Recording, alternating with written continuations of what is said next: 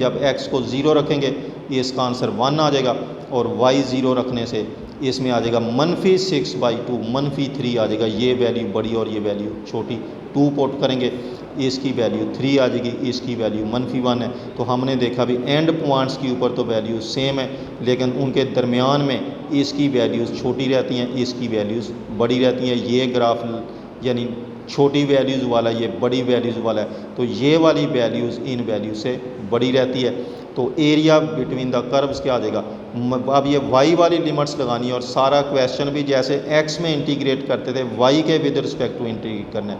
ये बड़ी वैल्यूज़ में से छोटी वैल्यूज सब्ट्रैक्ट करेंगे, ये सारे को फिर सॉल्व कर दिया, इनको इकट्ठा कर देना है, इंटीग्रेट कर देना है, लिमिट्स पुट कर देंगे, तो ये हमारे पास सारे क्वेश्चन की वैल्यूज़ आ जाएंगी। तो ये एग्जांपल नंबर थी हमारे पास 7। अच्छा, बाज़ क्वेश्चन हमारे पास ऐसे होते हैं कि उसमें इक्वेशन सॉल्व नहीं हो सकती, कॉम्प्लिकेटेड आ जाती हैं। जैसे हमारे पास बुक के ऊपर ये एक उसने एग्जांपल दी है, ये अगर आप बुक खोल के देखेंगे, एग्जांपल नंबर 3 वो कहता है कि find area bounded by the curves. पहली कर्व उसने दी है x और x की 2 + 1 का स्क्वायर, और दूसरी कर्व दी है x की 2 - 4। तो पॉइंट लिमिट्स उसने दी नहीं है। सबसे पहला काम हमें ये करना पड़ना है कि इनके पॉइंट ऑफ इंटरसेक्शन निकालने हैं। ये वैल्यू y की और ये वैल्यू भी y की वैल्यू है। जब इनको y को कंपेयर करेंगे तो ये हमारे पास क्वेश्चन बन जाएगी। अब इस क्वेश्चन को सॉल्व करना मुश्किल है, कॉम्प्लिकेटेड क्वेश्चन है ये, यानी जैसे हम कहते हैं कि क्वाड्रेटिक क्वेश्चन बन जाए या उसके पेयर बन जाए, नहीं बनती, क्योंकि यहाँ स्क्वायर है, ये x की 4 - 1 है। तो लोअर लिमिट पे तो उसने गैस लगा दिया भी x 0 इस साइड को भी पुट कर दें, इस यहाँ 0 लगाएंगे, यहाँ 0 लगाएंगे, सेटिस्फाई करता है। अपर लिमिट के लिए अब ये जो क्वेश्चन हमारे पास मैथमेटिकली अलजबरिकली सॉल्व नहीं होती, उसको हम न्यूमेरिकली सॉल्व करते हैं। न्यूमेरिकली सॉल्व करना ना कॉम्प्लिकेटेड काम है, मुश्किल काम है। तो उसने इसका जो अपर सोल्यूशन निकाला है 1.18 निकाला है, लेकिन हम तो याद नहीं कर सकते, ना गैस लगा सकते हैं। तो इस टाइप के क्वेश्चन, जिस क्वेश्चन को सॉल्व करना मुश्किल, उन सारे 10 इग्नोर करते जाएं, क्योंकि हम उसकी वैल्यूज़ या तो इसके साथ लिमिट्स खुद बताएगा, अगर लिमिट्स नहीं बताएगा तो इनको सॉल्व करना हमारे लिए मुश्किल है। एक्सरसाइज में भी इस टाइप के कुछ क्वेश्चन हैं कि जिन क्वेश्चन को सॉल्व करके हम लोअर और अपर लिमिट नहीं निकाल सकते, उनके लिए वो सॉल्व करने का न्यूमेरिकल मेथड होता है, वो खुद बजाते खुद एक लेंथी प्रोसेस है। तो इन क्वेश्चंस को फेल हम जो है ना वो इग्नोर करते जाते हैं। तो नेक्स्ट एक्सरसाइज स्टार्ट किया, उसमें भी इसी टाइप के क्वेश्चन है हमारे पास। एक्सरसाइज देखें 6.1। कुछ क्वेश्चन मैंने सॉल्व किए हैं, कुछ आपके लिए फिर मैंने जैसे पहले छोड़ देता हूँ, छोड़ दिए। तो ये 6.1 एक्सरसाइज जो हमारे पास है, इसका क्वेश्चन नंबर 1 है, y = e⁻x और y = x का स्क्वायर। ये दो उसने कर्व्स दिए हैं, लिमिट्स उसने खुद बताई हैं कि x = 1, x = -1। ये -1 से 1 तक लिमिट्स बताइए, ये -1 है, ये 1 है। तो लिमिट्स उसने खुद बता दिया, हमें कंपेयर करने की ज़रूरत नहीं है। पॉइंट ऑफ इंटरसेक्शन नहीं निकालेंगे, यहाँ x लिखेंगे, यहाँ पहला फंक्शन लिखेंगे, दूसरा फंक्शन लिखेंगे, -1 से 1 तक जाना है। ये दो एंड वाले पॉइंट लिखेंगे, दरमियान में इजी पॉइंट 0 है जिस पे वैल्यू चेक कर सकते हैं। इसमें x को -1 लगाएं, e⁻1 यहाँ लगाएंगे तो 0 आ जाएगी। ये 1/e आ जाएगा, 1/e। 1/e को कैलकुलेटर से निकाल लें, जो भी आंसर आएगा पॉजिटिव आएगा। 0 लगाने से ये 1 है, ये -1 है। 0 पे ये भी 1 0 के बराबर है। जब 1 लगाएंगे यहाँ पे 1, तो ये आ जाएगा e की वैल्यू ये कैलकुलेटर निकाल देता है, पॉजिटिव वैल्यू होती है, और इसका आंसर 0 के बराबर है। तो हमने देखा कि इतने इंटरवल में -1 से 1 तक ये 0 है, ये भी 0 है, ये नेगेटिव वैल्यू है, ये जो भी आंसर आना पॉजिटिव आना, ये भी 1 है, ये भी पॉजिटिव वैल्यू आ जाएगी। तो इस फंक्शन की वैल्यूज़ बड़ी वैल्यूज़ हैं, इसकी वैल्यूज़ छोटी वैल्यूज़ हैं। तो e⁻x है ग्रेटर दैन x -1 से। तो इतने इंटरवल के दरमियान में पुलिया लगाएंगे, -1 से 1 तक जिसकी वैल्यूज़ ग्रेटर हैं उसको अपने फर्स्ट फंक्शन लेना है, जिसकी वैल्यू स्मॉलर है उसको सेकंड फंक्शन लेना है, इसको तफरीक करना है, सारे को इंटीग्रेट कर देना है, लिमिट्स पुट कर देनी है। इसमें लिमिट्स मैंने नहीं पुट किया, अपने लिमिट्स पुट करके आंसर निकाल देना है। ये मैं बात फिर एक दफ़ा रिपीट करने लगा हूँ। अगर आपसे ये टाइम नहीं है पेपर में, ये टाइम नहीं है, आपसे गैस नहीं लगता, थोड़ा शॉर्ट टाइम है, आप ये फंक्शन पहले लिख बैठते हैं, ये बाद में लिख लेते हैं, तो आपके पास सिर्फ ये फ़र्क पड़ना है कि आंसर के साथ एक नेगेटिव का साइन आ जाएगा। आप एंड पे जाकर भी लिख सकते हैं कि since area is always positive we neglect the negative sign. इसी तरह नेक्स्ट क्वेश्चन है y equal to sine x और y इक्वल टू एक्स है।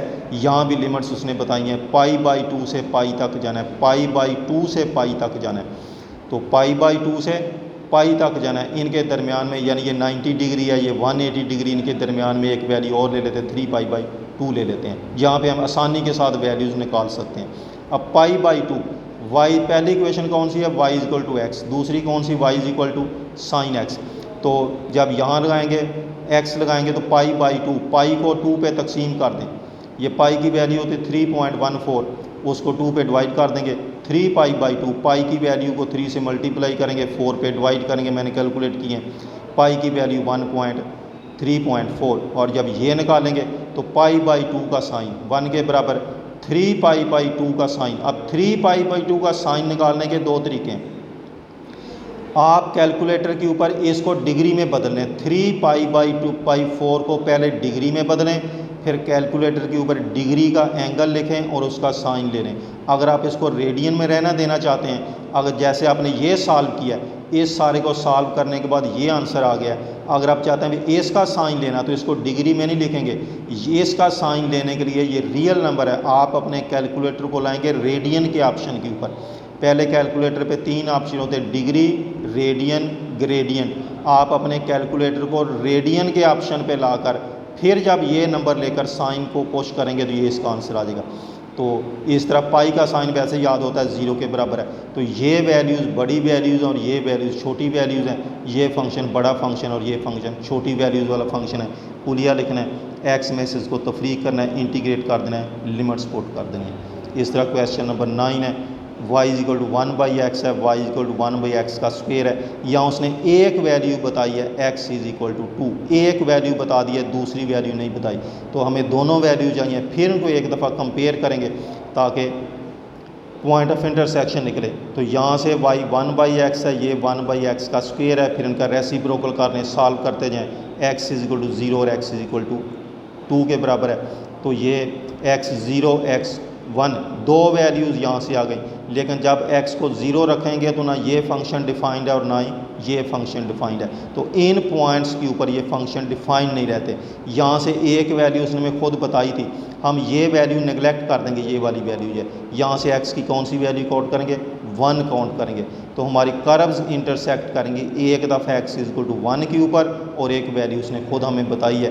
यहाँ पे इंटरसेक्ट करे या ना करे, हमने जाना यहाँ तक है, अपर लिमिट ये लेंगे, लोअर लिमिट ये लेंगे, इसको इसलिए नेगलेक्ट कर देंगे कि यहाँ पे फंक्शन हमारे अनडिफाइंड हो जाते हैं। तो 1 से 2 तक इनके दरमियान में सबसे इजी पॉइंट है 3/2, 1.5, 1/x रखेंगे, 1/x का स्क्वायर लेंगे, 1 पे वैल्यू 1 है, यहाँ पे वैल्यू 1/2 है, यहाँ पे 1/4 है, ये 2/3 है, ये 4/9 है। तो देखने में नज़र आता है ये बड़ी वैल्यू छोटी वैल्यू, बड़ी वैल्यू छोटी वैल्यू, तो ये इस फंक्शन की बड़ी वैल्यूज़ हैं, इस फंक्शन की छोटी वैल्यूज़ हैं, तो ये फंक्शन इससे ग्रेटर रहता है। ये कुलिया पुट करना है, f की जगह पे g की जगह पे इसकी इंटीग्रेशन आ जाएगी, log x, ये पहले इसको लाइन के ऊपर ले जाएंगे, पावर में ऐड करेंगे, उस पर डिवाइड करेंगे, लिमिट्स पुट कर देंगे। तो ये हमारे पास हो गया क्वेश्चन नंबर 9। 11 क्वेश्चन है, x बराबर है 1 - y का स्क्वायर और x बराबर है y का स्क्वायर -1। पहले तो उनको कंपेयर कर लें, ये भी y का स्क्वायर और ये भी y का, जिन क्वेश्चन में y का स्क्वायर आ जाए उनको हमने x को y का फंक्शन बना लेना है। इस x को और इस x को कंपेयर करें और इनको सॉल्व करने से y की वैल्यू हो गई ±1 के बराबर। तो अब ये या तो इसके दो पार्ट बनेंगे या फिर हम यूं करेंगे, x को y का फंक्शन बना लेंगे, तो यहाँ पे y लेंगे, ये y की वैल्यू -1 से 1 तक इनके दरमियान में सबसे ईजी वैल्यू 0, और इन 3 पॉइंट्स के ऊपर एक जगह पे रख लें 1 - y का स्क्वायर, फिर y का स्क्वायर -1, ये एंड पॉइंट्स के ऊपर दोनों की वैल्यू सेम है, ये नेगेटिव वैल्यू, ये पॉजिटिव वैल्यू। तो इस फंक्शन की वैल्यूज़ बड़ी वैल्यूज़ रहती हैं, इस फंक्शन की वैल्यूज़ छोटी रहती हैं। अब ये हमने y के विद रिस्पेक्ट टू इंटीग्रेट करना है क्योंकि एक्स को वाई का फंक्शन लेंगे, एक्स को भी वाई का फंक्शन लेंगे, तो area bounded by the region यानी दो कर्व्स के दरमियान जो एरिया आ जाएगा, ये बड़ी वैल्यू छोटी value with respect to y integrate करके इसमें लिमिट्स पुट कर देंगे। तो ये हमारे पास क्वेश्चन नंबर हो जाएगा 11।